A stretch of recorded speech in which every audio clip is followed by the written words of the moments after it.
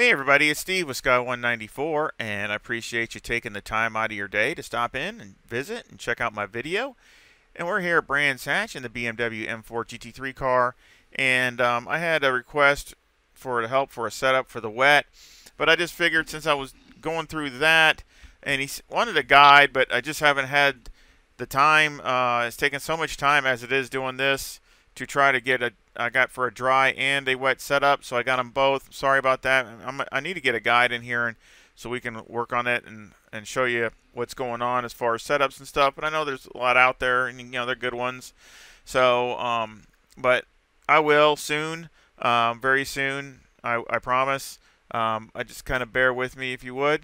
But yeah, I've been going on and off with this all day, and I did a race. So if you just bear with me for a second, I did a race earlier with this CP race, which I did record, but you know, it was okay. It was an okay race, but it was very challenging. The weather was very, very tough.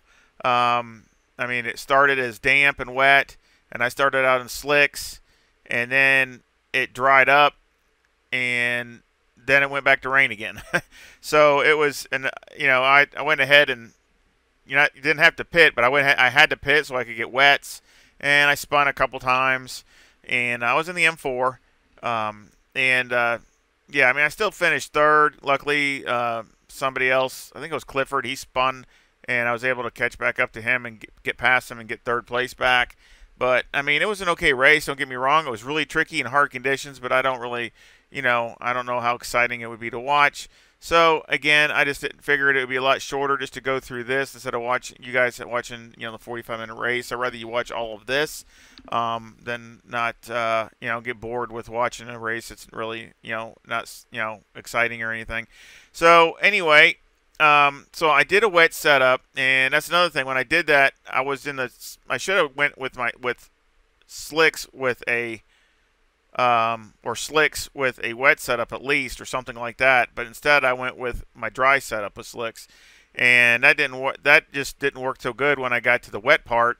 So anyway, I worked more on the wet setup. I went ahead and tried to duplicate the conditions and worked more on that, and I think I got a really good solid base wet setup. I mean, it was going good times, even better than what I was during the race, and all that. So I think that's really good. And then I worked more on the dry setup. I did actually 2 races, 2 or 3 races against the AI at 100. And that really opened your eyes because it shows where the car is weak and where it's vulnerable. And that's why I do those things once in a while when I have questions in my mind going, man, this doesn't feel like it should, or this should, you know, it feels like it's not carrying enough speed, or it's not picking, you know, the gear, maybe I don't have the right gear, or I'm not taking this line right, or all those kinds of things. Then I like doing an AI race because they will show you right away if you have a chink in your armor. They will get after it, especially at 100. You know, the aggression's 100 and the AI's 100. And this is one track they are strong at. I mean, they run mid 23s here, which to me is nothing to slouch at. So they were all over me, and that made me come back and have to work on it some more and try to get it, the weak places on the track, try to improve my driving and improve the car. So let's make a lap here. I know this is kind of long drawn out here. Sorry about that. So we're just going to do 1 lap.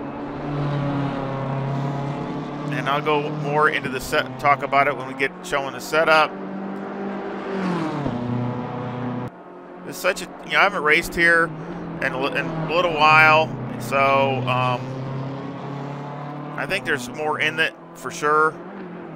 It's just, some of it's just me working on it most of the day and doing multiple races and those kinds of things. Different cars. So you start making stupid mistakes and start doing stupid things.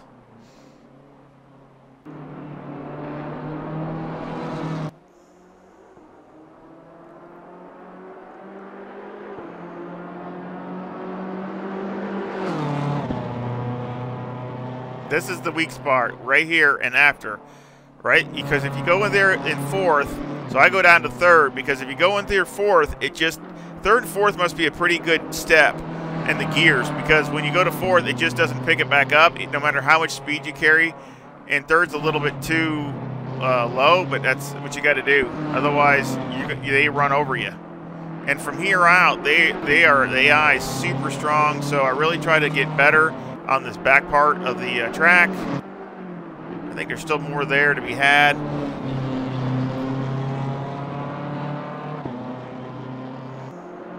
Of course, the left front just takes an absolute thrashing here at Brands Hatch.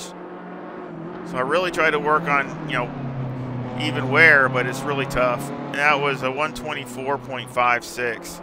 So, of course, I had like, I started with 50 liters. So, I mean, I think I had some lower 24s, like 24 threes and things like that in my Delta. I just didn't put it together. Because you only got maybe a lap or two to get that, and after that it's going to start, slowing off, slowing down a little bit. So let's go to. I actually ran a little faster, just a few hundredths faster on another lap, but I'll talk about that when we get to the setup. So the setup, we got 24.1 left front, 25.5 left rear, 26.1 right front, and 26.6 right rear. Now this is the dry setup. The toes -0.1 with the camber at -3.4 on the left front and -3.2 on the right front. Now I went all the way up a lot higher than that. I went up to like -3.8 and -3.5 over here, or 6. So I mean, I went way up.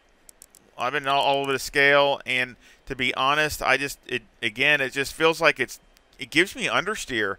I don't like it. It starts giving me understeer, and you start missing places because this place is so technical. All it takes is for you to get a tire off in the grass, and you're screwed up, or you're gonna get passed, you're gonna wreck. This place is so especially the back part of the track where you got to go hit this spot, and that's it. And so I did better when I lowered it back down. So, and plus I was trying to be easier on the tires. So that was my reasoning. The caster's 8.5. The toe on the rear is 0.02 with the camber at -2.9 on the left rear and -2.8 on the right rear. And it just, doing that, it seemed to give the car a little bit more stability with a little bit less camber. So I didn't mind doing it. But you can go up if you feel like it gives you better feel. I mean, it doesn't hurt anything. It just, to me, it doesn't improve it.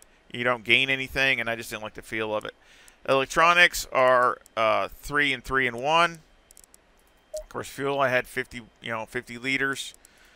Mechanical, and there was some light graining and stuff, just normal stuff. But the wear on the front was a little more than I liked. That's on the rear, and look, you can see how much brake bias I have. So that's the thing. I mean, you could probably get even more aggressive with that. I was really trying to get more rear brake on it to try to get the rear tires to wear more. So, so we'll talk about that. But the any roll bar got 3, and the brake bias is 52. You can go probably all the way down to 50. So you can be super aggressive with the brake bias on this. Just make sure you do very little. You do some trail braking, but not you don't have to do it a lot.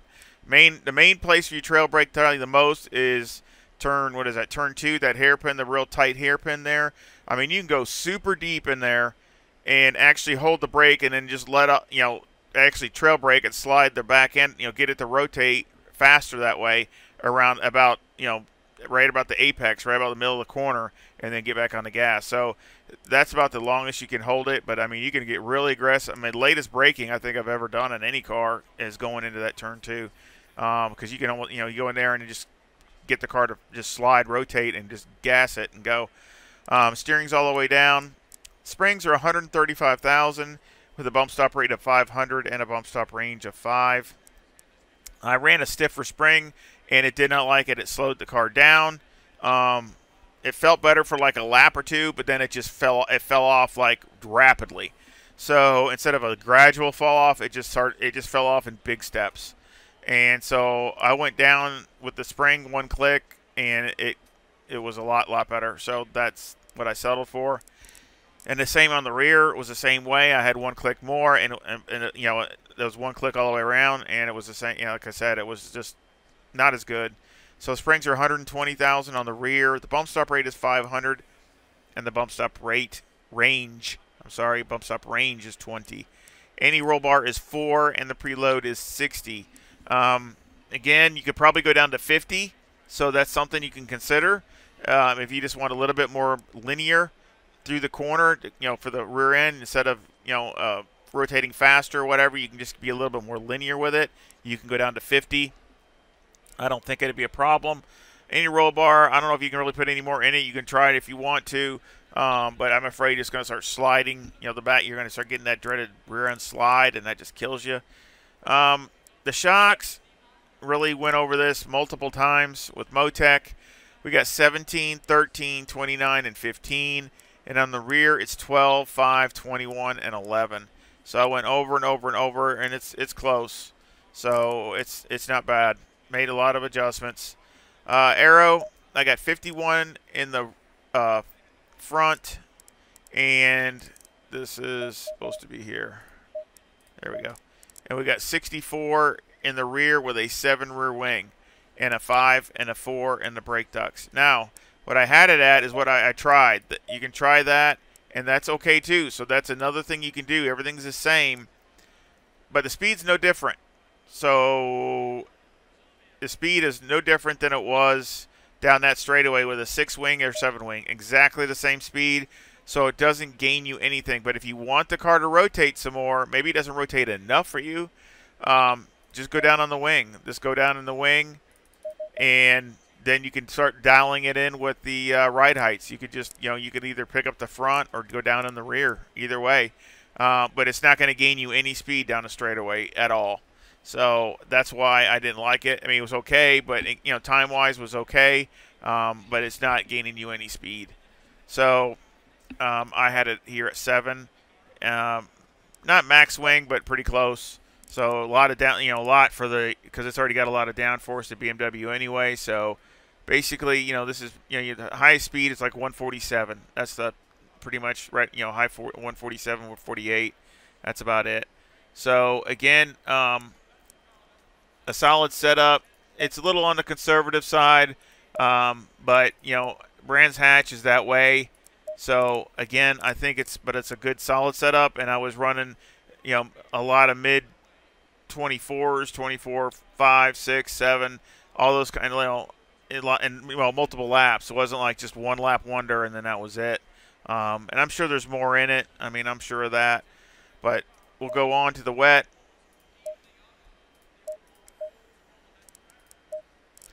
Oh yeah. Okay, the wet is some of it's the same.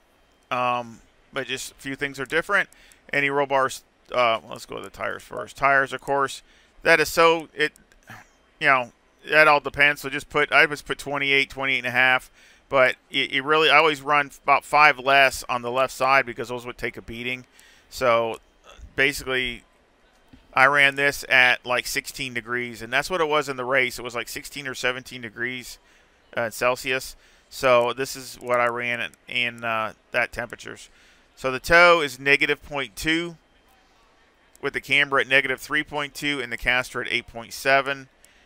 And the rear, the toe is 0.08 with the camber at -2.8.